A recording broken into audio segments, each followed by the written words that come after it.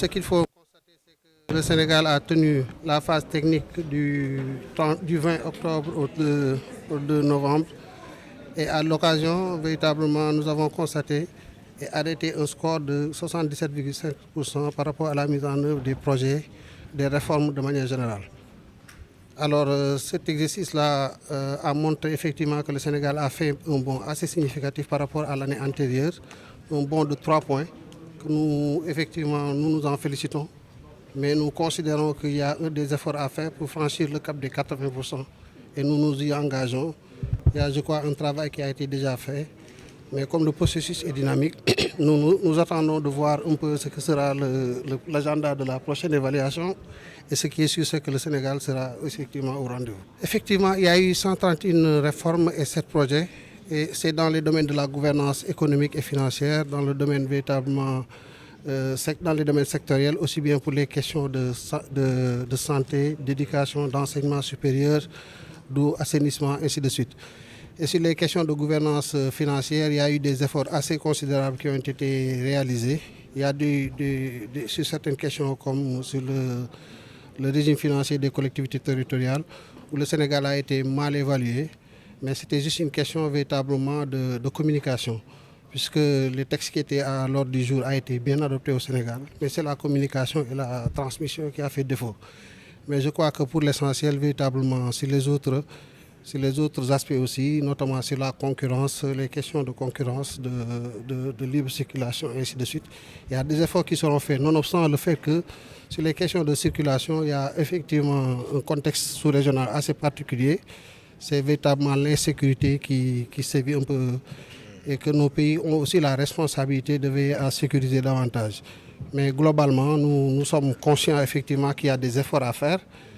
Certains l'ont déjà été et je crois effectivement à l'occasion de la prochaine évaluation, mais le score sera véritablement assez intéressant. Oui, les recommandations ont été effectivement identifiées et c'est sur les questions sur lesquelles le Sénégal a encore un peu de marge.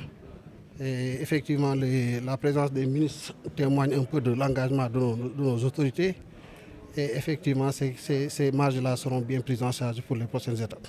Voilà, merci beaucoup. Comme cela a été rappelé par Monsieur le ministre, nous sommes là à la 9e édition de la revue des politiques, réformes, programmes et projets.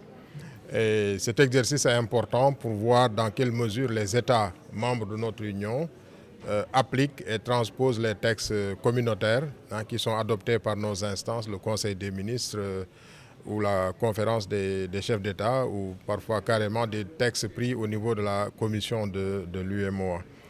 Alors cette revue, comme cela a été rappelé par M. le ministre, a fait ressortir des résultats importants avec un taux de 77,5%.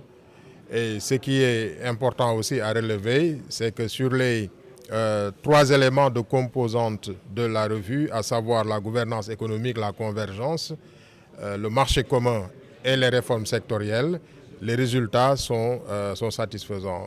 Même si au niveau de la gouvernance économique et convergence, nous avons des réalisations très importantes, comme l'a rappelé M. le ministre, c'est de constater que sur les composantes de la revue, le Sénégal a fait des performances qui sont notables.